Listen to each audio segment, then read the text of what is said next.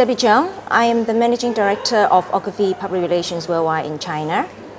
My job basically is very broad. I help my client build their brands, and I also helped my staff to build a good public relations skills. And what kind of clients do you service or here in Shanghai? Right. We have 95% of our clients are multinationals.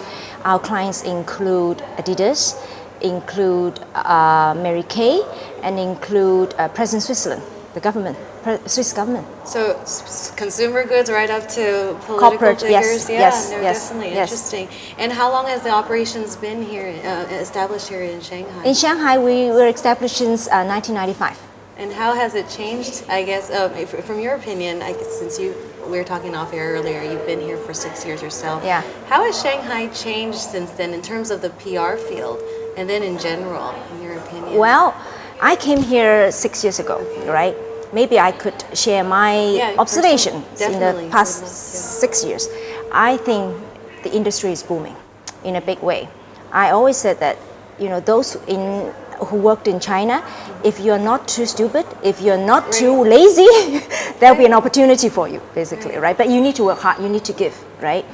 My observation of the industry is that I'm seeing more and more local firms setting up, right? In smaller size, and yet because of the booming economy and because of the increased understanding of the value of public relations, there's a business for everyone. So, whereas in the early 90s or the mid 90s, a lot of it is multinational companies, you do see a growing trend in small and medium-sized companies also understanding the importance of PR. Yes. Which is actually very new. It's like a change from the 90s. No, definitely. Yeah. And having said that, Ogilvy obviously has a lot of multinational and international clients. I'm sure you interface a lot with foreigners, even here in the market. What are some misconceptions that you feel foreigners often have when they first come to China? Yeah. Or even if you had some yourself personally versus what is actually the case once you're here? Right. Yeah. Interesting. Very interesting. Actually, for myself, I have some misperceptions before I came to China. So even someone from Hong Kong, yes. which is not too far away. Yes, I can imagine those who live far away, they may have a bigger perception gap with the reality here. I think a few things. 3 things, if I may say. One, people. I think the people work harder than I thought, right? I came from Hong Kong. Hong Kong is already a place famous of people working hard, the can-do spirit, right? Here, people work hard. At certain point, I think they work harder than us in Hong Kong, right? That's one, I think, people, right? And number 2 is censorship, right? Before I came, I thought there's a very straight government censorship of a lot of things. But in fact, if one stays away from politically very sensitive issues, you're free. There's a lot of creative freedom. A lot of freedom. Yes, a lot of freedom. To operate. And then thirdly, it's policy, right? I thought before I came that central government's policy is everything, right? It applies to every single corner of China. In fact, that's not the case, because local government, they do have their interpretation of the policy when they execute and so a company some like yours is well versed in understanding that, I guess, different regions or different the way they work, and you're able to obviously help your clients through that. Yes. Yeah, therefore a deep understanding of the market, of central government's policy, and also the local market where you operate are both important. And you know what's interesting? So that's your personal view, but I know you interface with a lot of foreigners yourself. From your perspective, what are some common misconceptions you always see from them on their side, and how does that change once they get here or spend some time here on the ground in Shanghai? Right. I think a lot of time people think China is Beijing and Shanghai.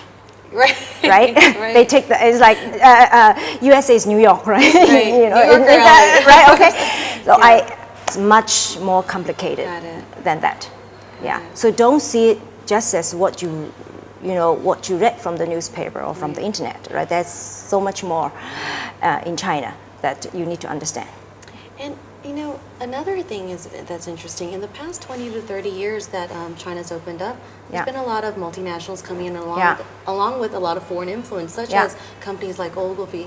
At the same time, when you look at the market, there's also been a lot of Chinese that have gone overseas. Yes. Chinese MBA students who are returning, Yes. or entrepreneurs who are coming back after many years and bringing with them their own international expertise. Yes.